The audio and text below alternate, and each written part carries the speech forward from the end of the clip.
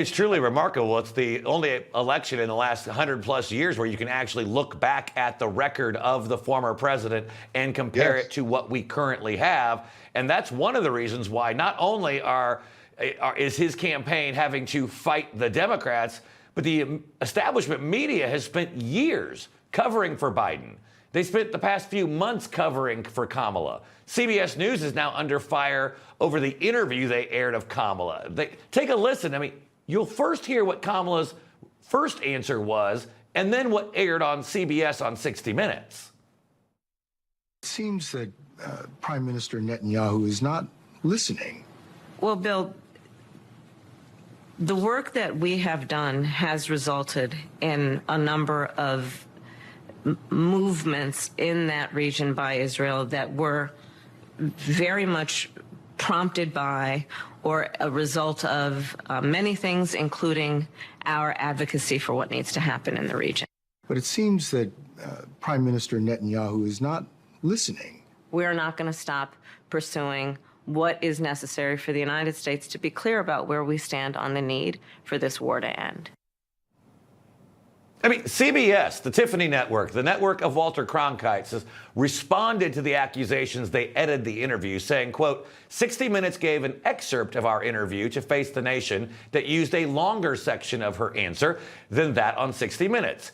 The portion of her answer on 60 Minutes was more succinct, which allows time for other subjects in a wide-ranging 21-minute-long segment. I mean, Dennis, they say it right there. They edited it to make her sound smarter. Which was not terribly successful either, to be perfectly honest.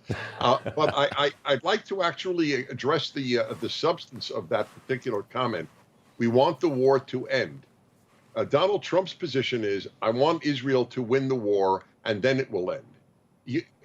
If somebody said during World War II, I want the war to end, before we defeated the Nazis, they would have been regarded as morally compromised and as fools.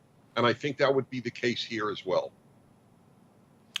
You know, there seems to be a rift right now in the White House. There's reports that Biden will not appear with Kamala on the campaign trail before Election Day. I mean, Kamala seems to be desperately trying to distance herself from the administration, and Joe Biden's not letting it happen. Take a listen. What is one policy that you would have done differently over these last 3.5 years than President Biden? I mean, to be very candid with you, even including Mike Pence, vice presidents are not critical of their presidents. I mean, look, they're partners. The president and the vice president have been critical partners. They are. They're partners in everything that has been done come out of this administration, the Biden-Harris administration. They ought to just slap a disclaimer saying, I'm Donald J. Trump and I approve that message. I mean, is this going to make a difference for Kamala? It's hard to know what will make a difference. I will say, though, that you noted earlier the press being advocative of the Democratic Party. At this time, I'm hesitating to say this because I love my country, but my field of study in graduate school at Columbia was Soviet affairs. I learned Russian in order to read their newspaper, Pravda, the Communist Party paper. I would say that by and large now, there are differences, but by and large, the Washington Post, New York Times, CNN, Los Angeles Times function on behalf of the Democratic Party the way Pravda did on behalf of the Communist Party. And I never thought when I was a graduate student that I would say that about American media. I thought I was only studying Soviet media.